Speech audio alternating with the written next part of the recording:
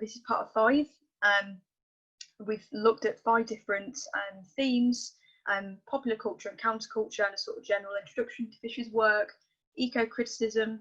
This week it's the Weird and the Eerie, and we've got some special guests from the Gothica reading group at Birmingham, who are going to be sharing some thoughts and some ideas with us at the end of Arzu's presentation.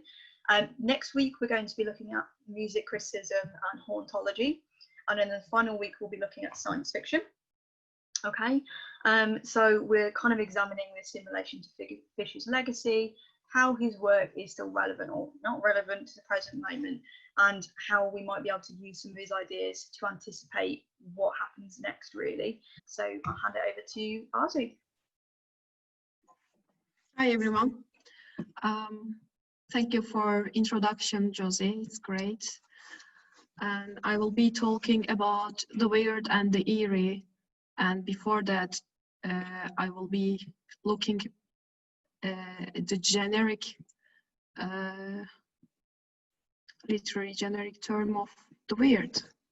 So the weird as a genre has become known for over a century as a mutated, slippery fiction, which emerges within different groupings of generic tropes. It has gained recent attention in academic discussion after new perspectives and styles in contemporary fiction have been recognized and defined as the new weird, which is also part of my research topic. And the crystallized example of which is seen in China Miéville's Perdido Street Station. So in this first slide, The Rise of the Tentacle, you can see different works in contemporary area, which is one of which is The Weird, the anthology, edited by Jeff Vandermeer and his wife. And Nick Land, especially in 1990s, he benefits from Lovecraft's Lovecraftian aesthetics in his philosophy. And the Mark Fisher's The Weird and the Eerie is also the book that we are looking into today. And Graham Harman, Weird Realism, Lovecraft and Philosophy, which is published on 2012. And this is also one of my research area. And In the Dust of This Planet by Ergin Tucker is also looking at Lovecraft and the horror of philosophy. So before we start exploring how Mark Fisher, as an art critic, engages with the notion of weirdness, we need to understand the weird as a generic category and as philosophical thinking, which will give us a wider scope to understand how weirdness can be conceived as an aesthetic style, as a feeling, and as a mode of being. So I will define the weird from different writers to see that weird fiction is actually as a very mutant generic term, and it's really difficult to define. One of the literary critics, especially specialized in Gothic criticism, Roger Luckhurst, notes that the weird has been existing in the interstices of Gothic, science fiction, decadent, and pulp fiction. Miéville defines it as a rather breathless and generically slippery macabre fiction. So the weird fiction, which is hard to define with neat generic boundaries, interacts with other imaginary forms, grasping the reality outside of our common sense. As Michael Moorcock's foreword in the anthology of the weird fiction states that the style of weird fiction is a modernist writing with a slight twist in reality, which distorts our comfort zones and gives an estrangement of our sense of reality. This playfulness within the reality has much more to do with the unknown world outside of our rationale. As H.P. Lovecraft explains, there is a critical point: differentiate the real weird from the being immature pulp, which is the, quote, maintenance of a careful realism and merging it with a marvel, end quote. Jeff Vandermeer notes that it represents the pursuit of some undefinable and perhaps maddeningly unreachable understanding of the world beyond mundane, end quote. It reminds the failure of the human perception. We understand that we cannot fully understand the immensity of cosmos. The weird is a dark reverie or epiphany, engaging with the unknown, with the strange. The weird, as we have seen from those definitions, creates a dark atmosphere with a blurred realism that perplexes human perception and cognition, which is mostly based on the scientific knowledge that prioritizes the human rationale to the rest of cosmos.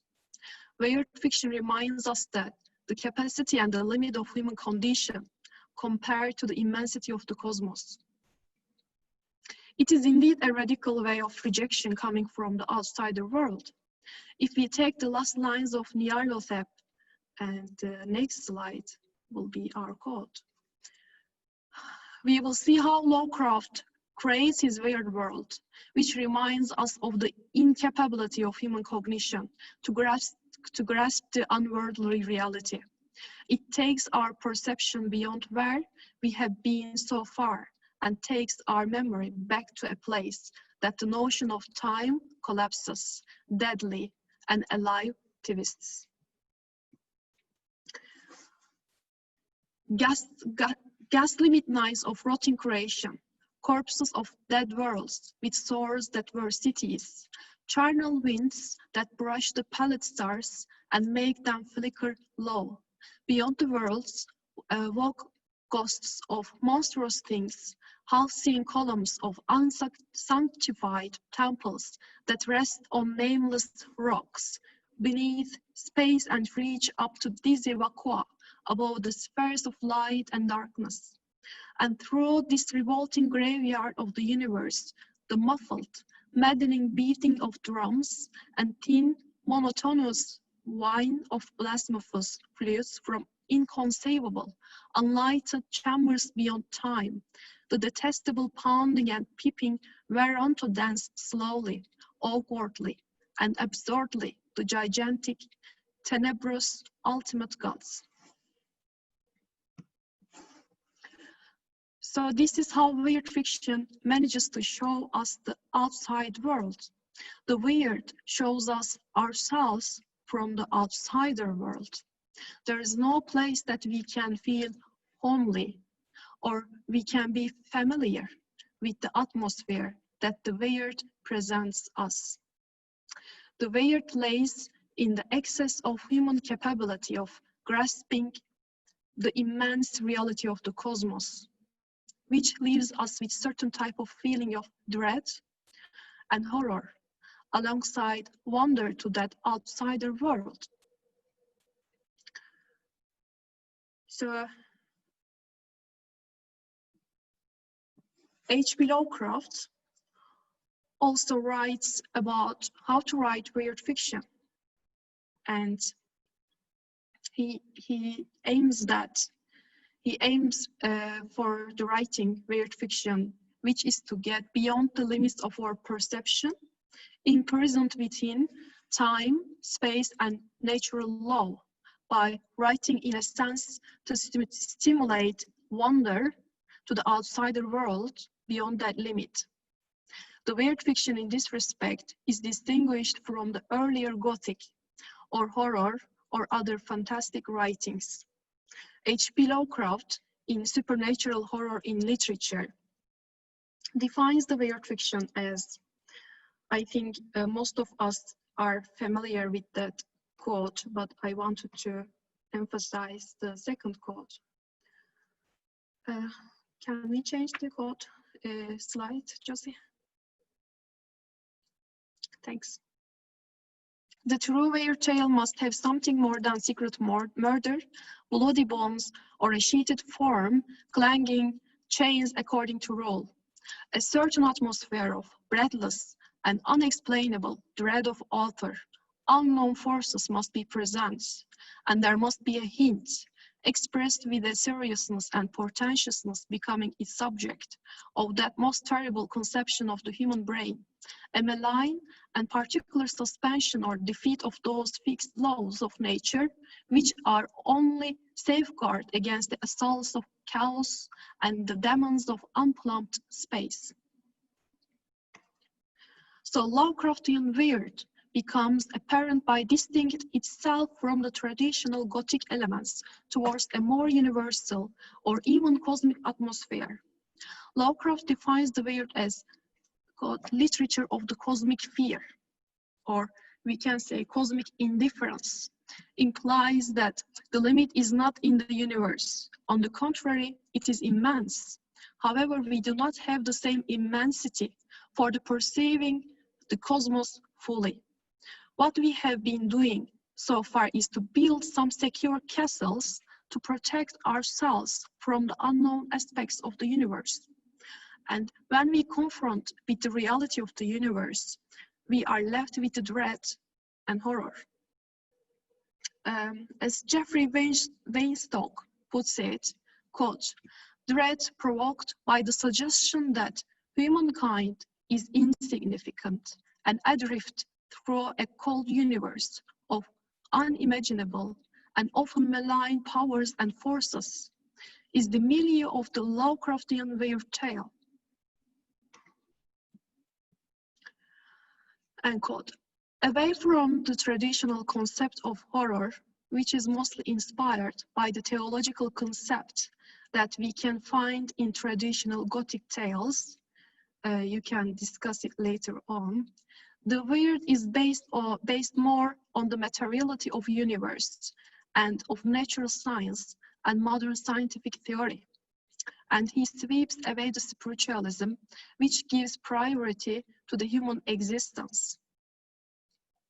Lovecraft terms cosmic indifference, which he shifts the concept of fear from theological to the scientific notion of the inconceivable time and space, and which dethrones the anthropocentric conceptions of the world. The fear of the modern is secular and material rather than supernatural. Nature itself has an immensity and depth to be conceived within the boundary of the human rationale. The weird was something, as Luckhurst notes, quote, something on the way to modern horror. End quote. The modernity will be represented with new type of monsters, elderly gods, indescribable aliens that would lead us to question the changing facets of anxieties that modern human had to confront.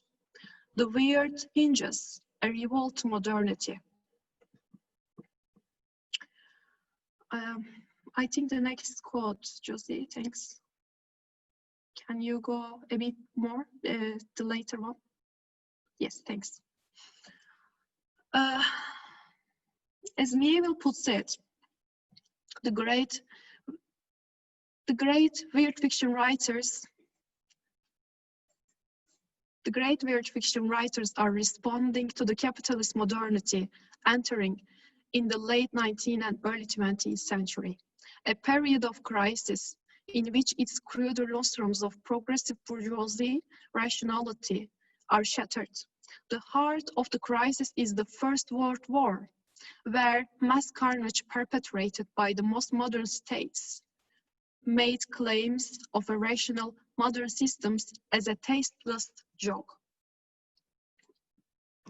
The weird fiction undermines the modernity.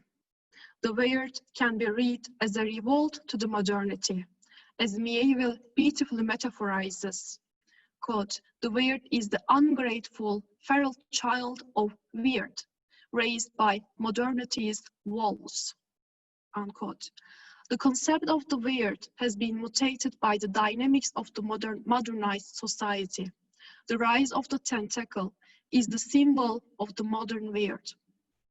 The glorious days of weird fiction witnessed the World War I, advanced speed of technology, and science merged with the inheritance of 19th century's findings with Freud's darkly desiring unconscious, Darwin's evolution, and geology and paleontology's vast expansions of time.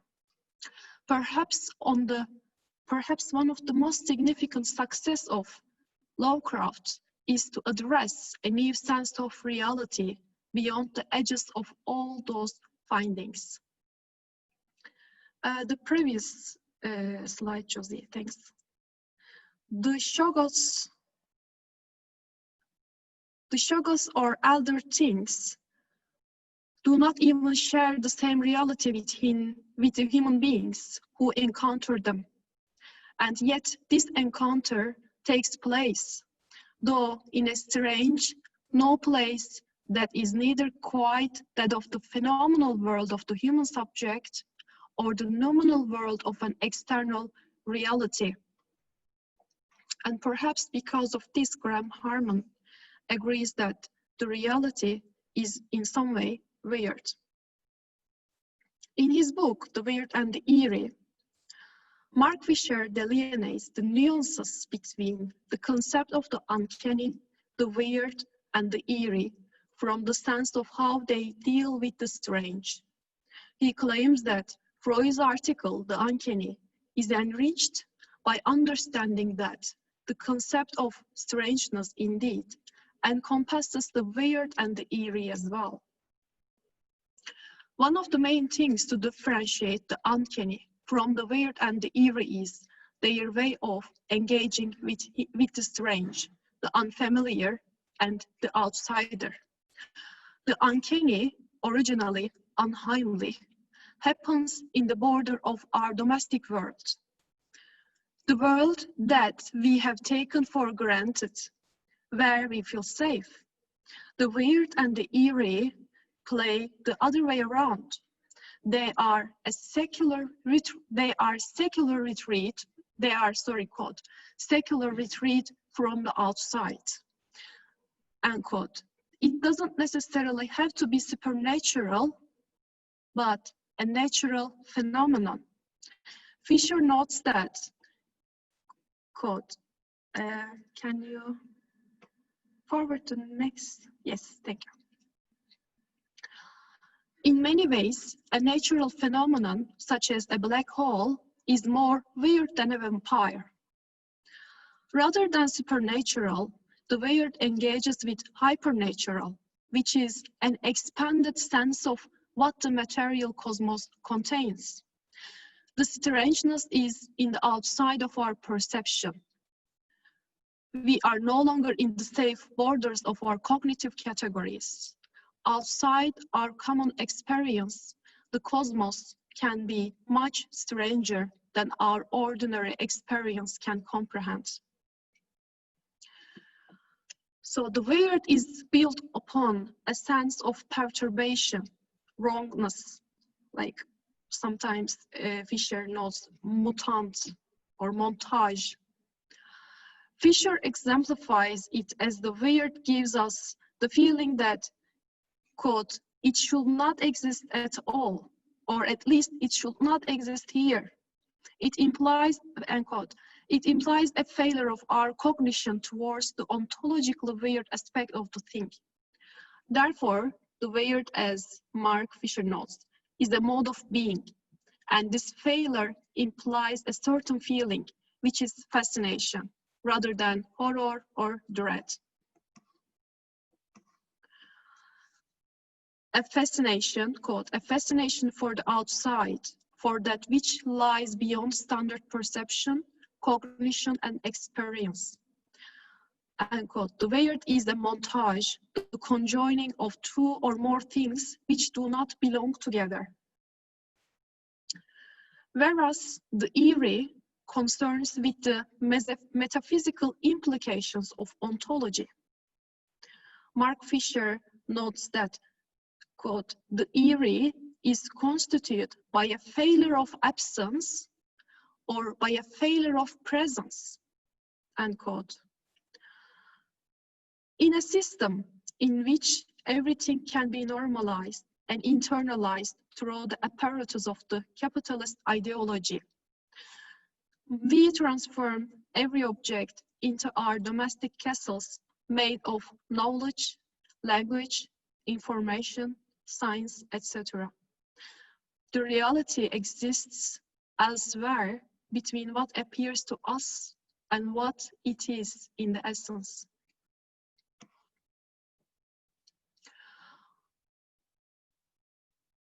Next slide, thank you. As Matt Colquhoun notes in Egress, all fictions that explore the outside share a journey like that found in Lovecraft's short story, with the outside being unrepresentable. It is precisely a crossing of the event horizon of subjective experience that becomes the focused and final cognizant instance of these treacherous tales. As such, the outside is almost exclusively investigated from the perspective of an individual who confronts, or rather is confronted by, the outside. However, there are never, and there cannot ever be any witnesses to the final crossing over this experientially transcendental divide. So Mark Fisher seeks the traces of this gap between the appearance and essence. Next slide, please, Josie. So appearance is almost illusion, and essence is far to grasp. Art is, as Harman puts, must be the first philosophy, which blurs the boundary of essence and appearance, the known and unknown, one of which is choosing the metaphors of curtains and halls in David Lynch's films, that we will talk more about those metaphors in the breakout sessions. And for further thinking, could we debate more on the ways in which current societal and political circumstances are reconciled with the implications of the weird and the eerie? Thank you. Great, thank you very much, Arzu. That was fantastic. I don't know if there are any sort of immediate thoughts or questions on that. We're getting some claps there. I think at this stage, probably what we'll do then is hand over briefly to Gothica. If I'd like to just contribute any sort of questions or feedback input on that. Over to you, Gothica, with Jay and colleagues, I think. Oh, I think you might be on mute.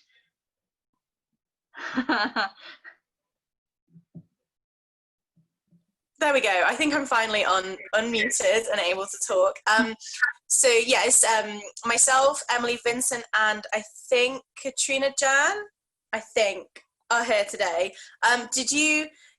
Weird and Eerie is like my absolute, I just love it so much and I have so much to say. But first I just wanted to ask Emily and Katrina if they had anything else that they wanted to kind of chime in with first.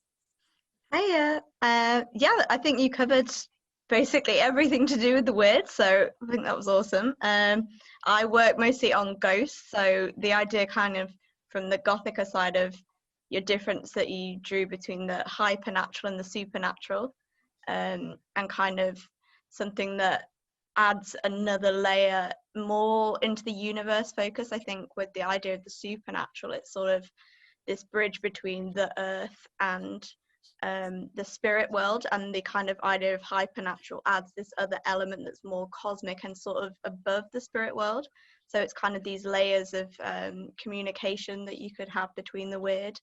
So yeah, I thought that was really interesting, but that was just the connection between kind of layered worlds of weirdness on earth, supernatural, and then hypernatural, and how people can communicate between them. I thought was an interesting one. I guess I'll go next. I love the Weird and Eerie. Thank you so much, Arzu, for an amazing presentation. It was amazing, thank you.